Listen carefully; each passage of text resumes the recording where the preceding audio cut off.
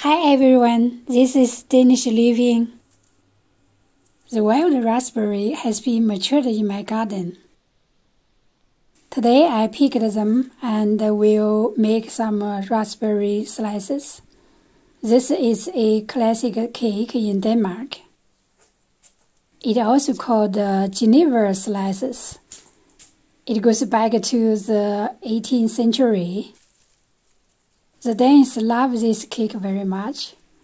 It's their favorite cake for many of Danish people. They can always find such slices in different bakeries. At the same time, they love to make it at home. This cake consists of 2 layers of puff pastry, a layer of raspberry jam, and icing with either fresh raspberry or the dried raspberry on top. The name of Geneva slice perhaps refers to the fact that the cake was invented in Geneva, where Geneva is the German pronunciation of the city's name. I would like to make raspberry jam with these fresh raspberries first. I think that homemade jam would taste better than the one from the store. At the same time, I can add less sugar than usual, so it will be a bit healthier. It's very simple to make the raspberry jam. We can just mix some sugar, vanilla sugar, and a bit thickener together in a pot, and to boil them in 1.5 hours. Then we can get the fresh raspberry jam. You can get the specific recipe at the description section. When making the dough, I use the cake flour with a low protein content, so I can get crispier cookies. I use the icing sugar instead of normal sugar in my recipe, so I can get smoother and finer cookies without dots from the sugar. I will write down the specific recipe in the description section. Sieving will be a good idea for the ingredients here, so that the dough will be perfect at the end. The butter needs to be put to rest at room temperature in advance, so it will be easy to mix with other ingredients here, and the dough should be kneaded as less as possible. The dough has to be in the fridge at least 30 minutes before we start working on it. The dough can easily be in the fridge till the next day if needed. My purpose is to use half of the dough to make the classic raspberry slices, and to use the other part to make my own style cakes. When working on the half of the dough, the other half has to be in the fridge. When rolling the dough, we have to be more careful since it's quite loose in its consistency. For the classic slices, the dough could be rolling to a square, cut it into 2 parts, and baking them. When rolling this dough, I'm thinking about my mom kneading the doughs for noodles. It was hard for her to kneading that dough, and it requires a kind of technique for rolling this dough.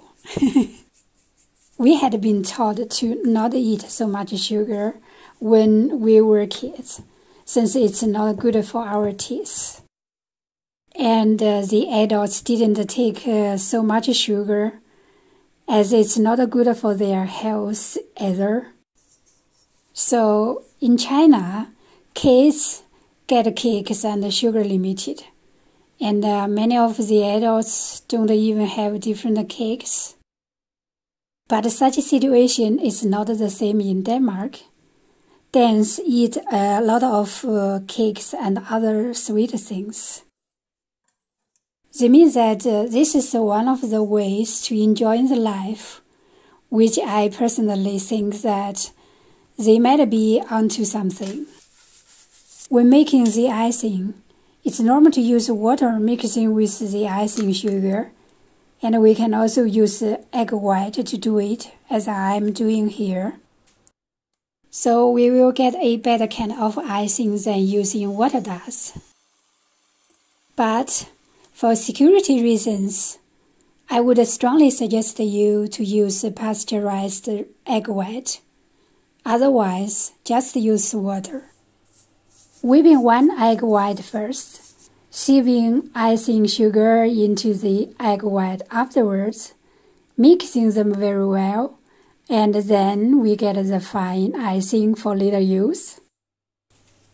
Each Dan consumes 12.3 kilos of candy on average every single year. Dans are candy masters. Are you surprised to know this? I actually do.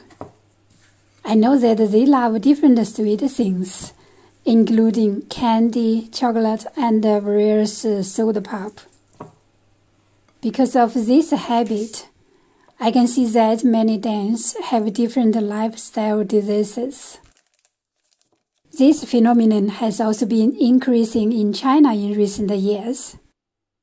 I read a report in 2019.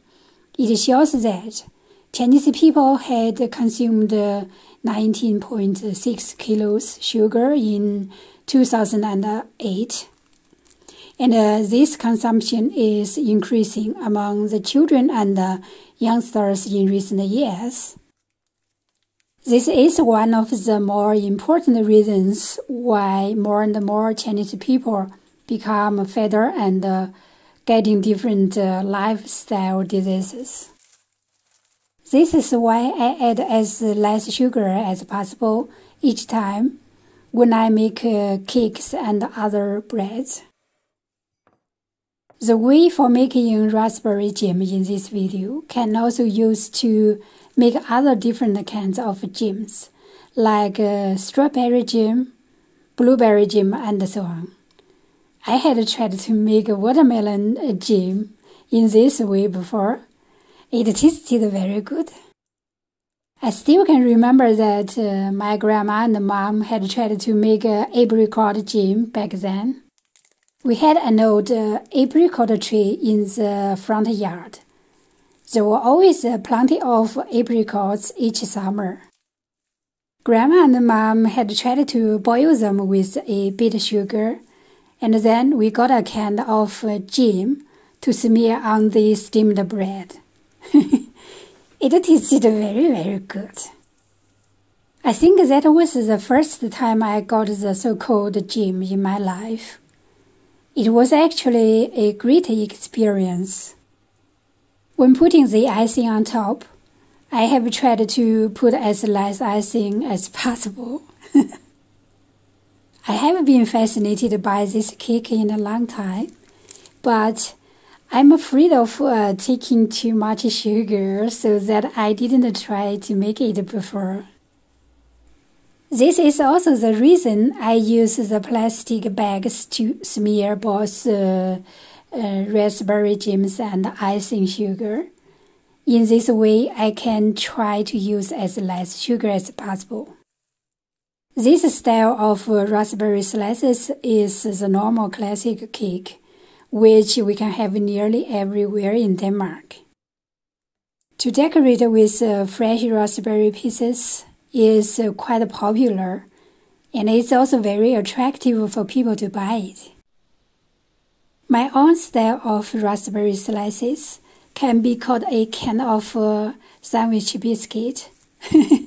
I have always been attracted by different small cakes. The smaller the cakes, the more attractive for me. They are so cute and fascinating to me. I believe that many people love those small cakes like me. That's why I would like to try it in this way.